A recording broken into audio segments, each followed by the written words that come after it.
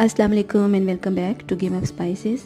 आज की वीडियो में मैं आपके साथ खजूर का हलवा बनाने की एक और रेसिपी शेयर कर रही हूँ। ये पहले वाली रेसिपी से डिफरेंट है, टेस्ट में भी और मेथड भी इसका डिफरेंट है, लेकिन बनाना उतना ही आसान है और मज़े की भी है। बनाना स्टार्ट करते हैं। सबसे पहले मैंने एक फ्राइंग पैन लिया है और इसके अंदर एक बड़ा कप दूध का डाल रही हूँ। इसके अंदर खजूरें जाएंगे।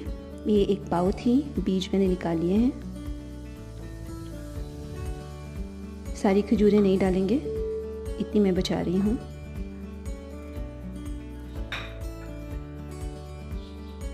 और इसे थोड़ी देर पकाना है ताकि डेट्स सॉफ्ट हो जाएं। अभी पूरी तरह बॉईल नहीं आया है, लेकिन आप देख रहे हैं कि डेट्स सॉफ्ट हो गई हैं। फ्लेम को मैं ऑफ़ कर रही हूँ। इसे मुझे ग्राइंडर में डाल के अच्छी तरह से ग्राइंड कर लेना है। एक दूसरा बर्तन रखा है मैंने चूल्हे पे और इसके अंदर हम सूजी डाल देंगे। ये 1/4 कप थी और इसको मुझे ऑयल के बगैर ड्राई रोस्ट करना है। आंच हल्की रखिए और इतनी देर फ्राई कीजिए कि सूजी के ऊपर थोड़ा कलर आ जाए, लेकिन जले नहीं। 5 से 6 मिनट सूजी को मैंने फ्राई किया है। कैमरे में शायद नज़र नहीं आ रहा, लेकिन इस टाइम धुआं नहीं कर रहा है। खुशबू बड़ी अच्छी आ रही है, जो कि साइन है कि सूजी भुन गई है। अब इसके अंदर 3 इलायचियाँ खोल के डाल देंगे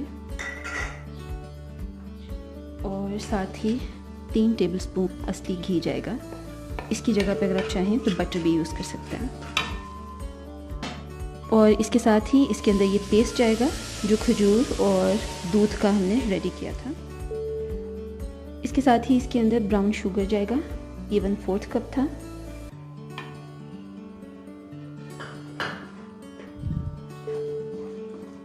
इसे मिक्स कीजिए अच्छी तरह से।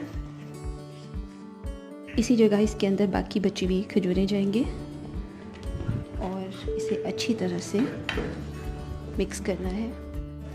5 मिनट हो गए हैं मुझे इसे धीमी आंच पे फ्राई करते हुए।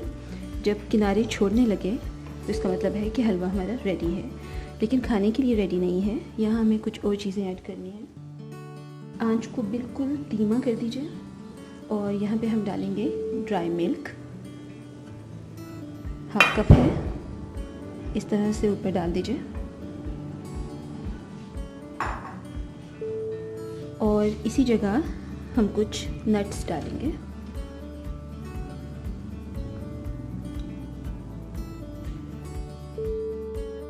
इसे हिलाना नहीं है, ढककर हम छोड़ देंगे और आंच मैंने बिल्कुल धीमी कर दी है। इसे सिर्फ 3 मिनट के लिए छोड़ना है। खजूर का हलवा बनके रेडी हो गया है। इस रेसिपी को ट्राई कीजिए और मुझे बताइए कि आपको मेरी रेसिपीज़ कैसी लग रही हैं। अगर रेसिपी पसंद आती है तो लाइक कीजिए और शेयर कीजिए। वीडियो देखने के लिए बहुत शुक्रिया। अगली वीडियो में कोई और रेसिपी होगी इंशाल्लाह। ख्याल रखिएगा। अल्लाह हाफ़िज़।